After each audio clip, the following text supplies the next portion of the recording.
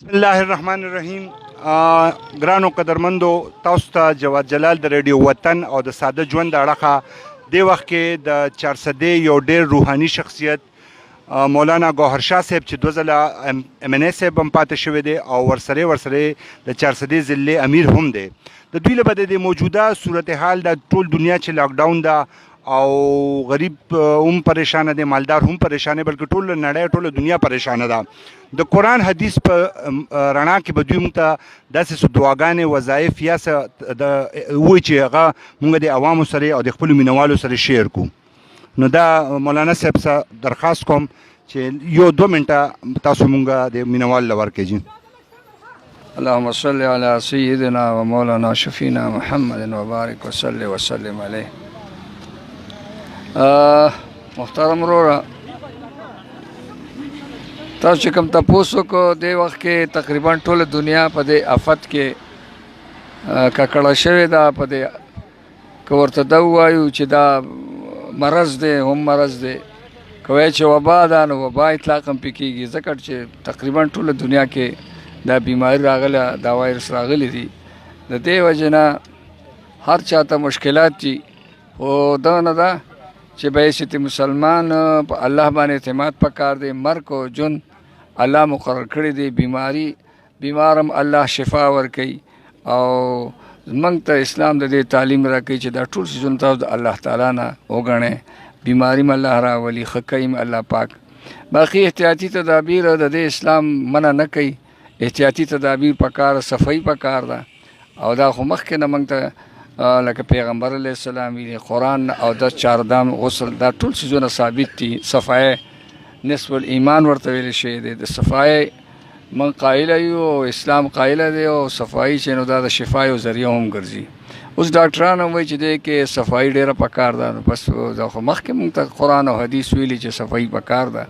د صفایه من قایله یو، احتیاطي تدابیر من قایله یو. خو دا دومره دباو د خلک یرول او په میډیا باندې دونه تشهیر، دا ماته یو سازش کاری، دا دونه نه دی پکار. ځکه چې ډېر کرته یو سړی د بې همتۍ د وجې نه بیماریږي. پکار دا چې دې وخت کې موږ خلکو له یو همت ورکو او الله نه دا بیماري م وګڼو، او شفا هم د الله نه وګڼو، او د خلکو له زړه ښه کړو چې دا دونه بیماري هم نه رسونه چې میډیا په ذریعه باندې دې تشهیر کېږي، یا مختلف ادارې د دې تشهیر که موبایل کولو کوم دغه وایرس خبره کوي. نو دونه خلکو له بې همته کول د دې زه قایله نه یم. باقي دا چې بیا جوماتونه لاک کول او جومات ته جرندې لګول، دا هم د شریعت نه هم خلاف دی، دا زموږ د آیین نه هم خلاف دی، دا زموږ د قانون نه هم خلاف دی.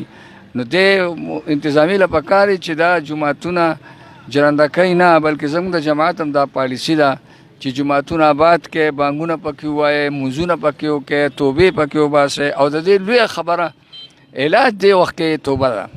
ځکه چې یو مصیبت په مسلمان راشي او د الله ته رجوع کړي، الله نه د خپلو ګناهونو معافي وغواړي، استغفار ووایي، دا د علاج دی.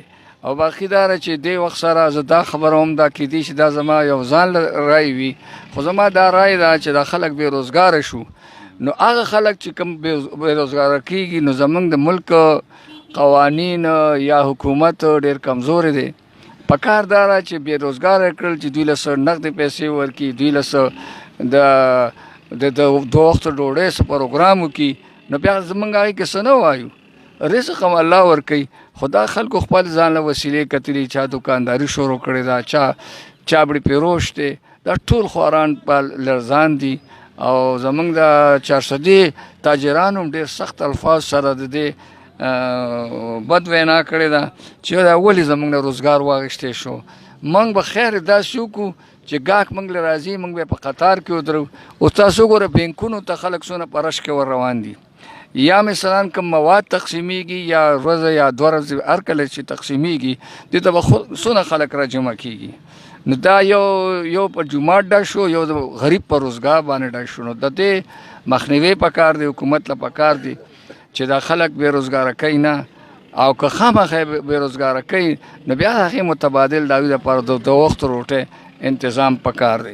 مولانا صاحب دا راته ووایه د ډېرو تنظیمونو سیاسي پارټو خپل ورکران د میدان ته ایستي دي، نو د جمعیت چې کوم ځوانان دي ستاسو کومه دسته چې دا د خیر ښېګړې یا خلکو سپورټ کوي، نو د دوی په دې څه نظر دی؟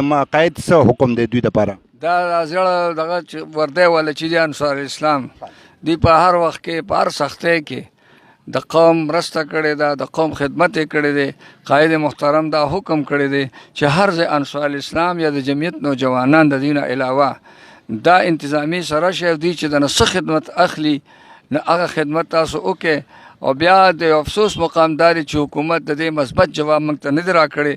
موږ د دې چې نو بد وایو، مذمت یې کوو چې موږ تا ته په دې وخت کې عوام یو، موږ اپوزیشن کې یو او موږ ته د خدمت یو مقدر کو دا نوجوانان چې دي دا دله درکو چې دا د خلکو خدمت وکړي، که ډاکټرانو ته خدمت اخلي.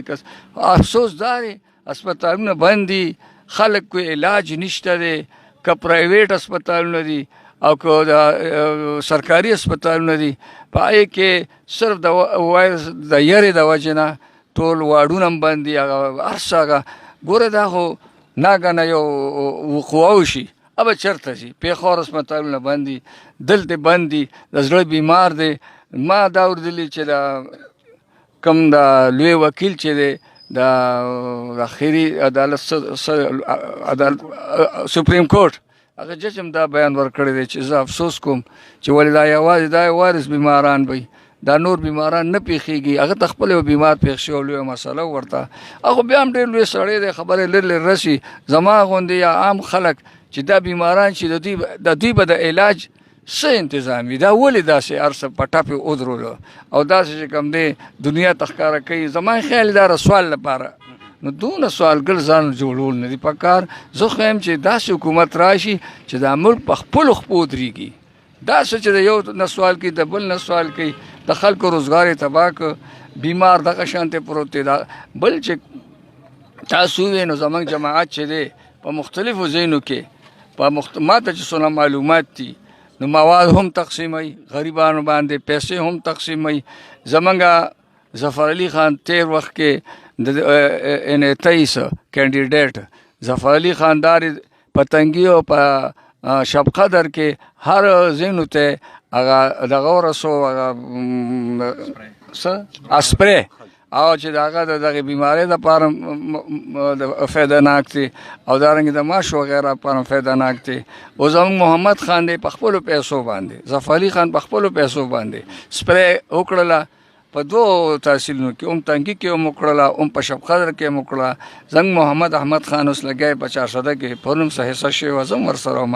او انشاءالله العزیز چې داسې نور ځینو کې زمونږ چې کوم تنظیمونه دي د جمعیت علماء اسلام که انصار اسلام دی د لاس په خدمت ته تیار دي او د موادو دپاره موږ خپله لګیا یو فنډینګ کوو چې چاته غریب ته څه فایده ورسو. ډېره مهرباني مولانا صاحب ستاسو د دې دوو خوږو خبرو او بخښنه به تاسو له غواړم لاس په میلاوو انشاءالله. جي د الله په امان. مفتي صاحب السلام علیکم. زموږ مولانا ګوهر شاه صاحب او زه به د خپلې خبرې په دې شعر ختمې کړم چې ما ته خو شاعر نه دی معلوم، خو ډېر خوندوره و چې هر تږې پکې اوسکي هر اوږې پکې موړ شي، خدای څه کفر به وشي چې یو داسې نظام جوړ شي، ځکه چې دا خلک ډېر پریشانه دي. الله دې دوی په حال رحم وکړي. ډېره مهرباني.